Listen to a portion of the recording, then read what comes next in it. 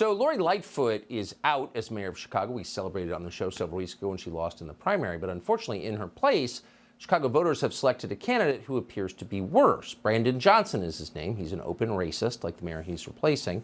He supports defunding the police in one of the most dangerous cities on the continent.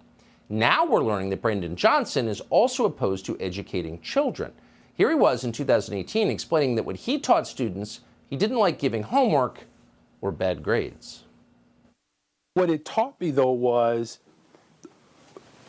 pushing to eliminate sort of the standardization of our public schools.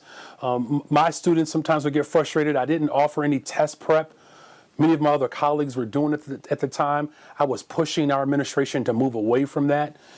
To be quite frank with you, I didn't issue a lot of homework for students.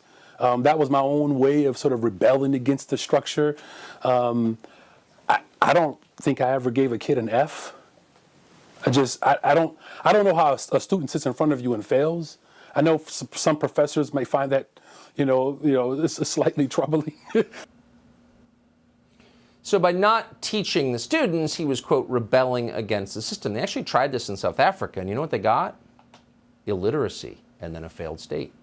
Dan Proft is a radio host in the city of Chicago. He joins us tonight. Dan, our apologies on behalf of the rest of the country that your great, truly great city has been taken over by someone who seems even crazier than Lori Lightfoot. Is that right?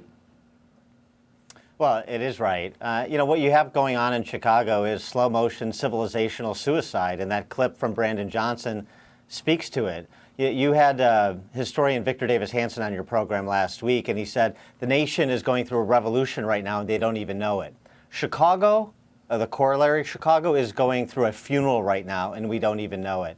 Right now in the city, fewer than a quarter of Chicago public school students can read or do math at grade level. That's according to state test scores.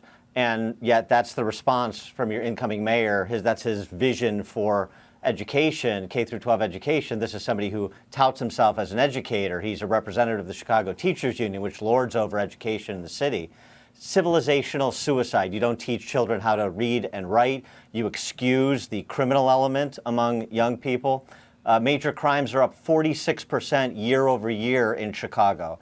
And Brandon Johnson's response, as you mentioned, and as he touted during the campaign, is to send social workers and EMTs out to respond to 911 calls that involve the possibility of violence. This is somebody who is openly antagonistic toward police. He has touted defund police as a laudable political goal. And you have a city that has decided to throw in with him. Brandon Johnson, his base of support, 29 of the 50 wards he won, those are the wards where crime is the highest. So where people are suffering the most from endemic violent crime, that's who carried Brandon Johnson to victory. I don't know a better commentary on what the situation is in Chicago than that. Well, he appealed to race hate, and that's what got him elected. He appealed to race hate as openly as any Southern Democrat in the 1950s. So that's just true. Well, Dan Proft, I appreciate it. So go ahead. Yeah. Well, I just want to say one thing that is important, and you talk about this on your program a lot. It was a racially based election, but do you know who really put Brandon Johnson over the top? Was leftist, rich, white women.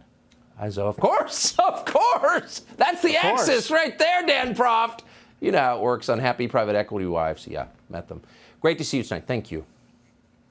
Thanks, Tucker.